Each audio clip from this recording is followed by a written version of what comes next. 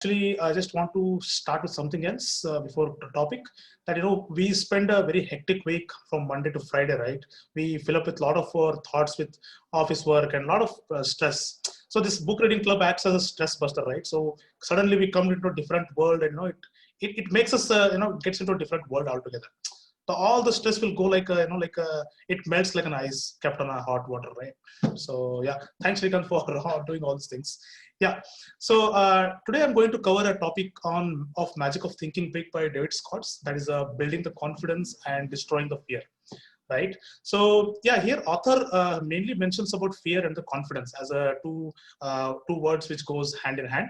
Like for example, say the fear is opposite of a confidence. That is what the entire the theme of this chapter, right? So then what is a fear? Fear is actually a real thing. Fear is not an imagination, right? So whenever I say I am fear of something, somebody comes and say, no, you don't have to fear. That's all fake. It's all imagination. That's just a temporary relief, right? But fear is real. We have to accept it, and we have to get help for curing that, right? And yeah, what are there are some I mean, say there are some disadvantages of fear also. The fear, it causes some, we can lose some opportunity due to some fear, and we are also make our body will get into a physically unwell due to fear, and also we can shorten our life. When I say shortening the life, right, there is a scientific reason for this. So whenever we get stressed or we get fear, right, so there is some hormone called as cortisol in our brain. So whenever cortisol is released, right, it will try to increase the insulin resistance in our body, or make it decrease, right, and it destroys the beta cells, which are the immunity boosters. So by with that, our life, the life cells will stop growing at a faster rate, and we decrease our lifespan, right? So again, the fear is, again, it's called as a like a physical infection. What we get, it's a psychological infection. It will not get cured automatically, right? We need to have some mentors like Vijay or PIM who can help us to cure this fear. So that is the reason nowadays psychiatrists are a lot of money, just here encashing on this, right?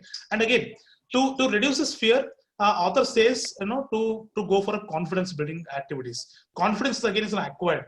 Some people say, that guy is a born speaker. It's all fake, right? The confidence, the speaking confidence, or confidence of doing anything comes by practice or experience. For example, say if my father is an eloquent speaker, by watching him I will get that confidence, right? So it does not come by a birth. Okay, yeah. So and one more thing to build confidence is put into action. So whatever is there, you have to put into action first. For example, there is one I just saw in a LinkedIn that one post was there. 0.99 raised to 365 comes around some 1.01, and if say 1 raised to 365 something is there, it comes 37.7, right? So what it means, we are just putting that 1% extra effort, which will manifold itself, and it will automatically reduce the fear, right? The confidence builds in that way.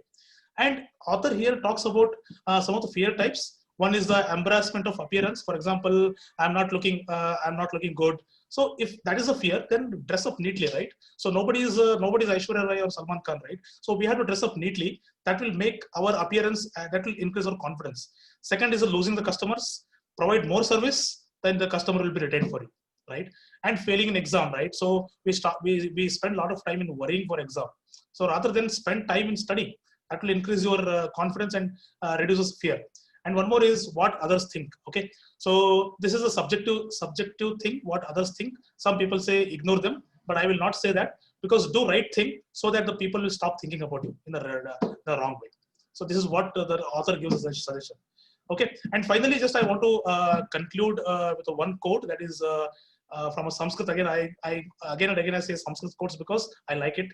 So Shudram Hridaya Dorbalyam Tektva Uttishta Parantapa means the fear is a kind of a durbalata in ourselves. So we have to live it, and we have to stand up. That is what Krishna said in a Bhagavad Gita, right?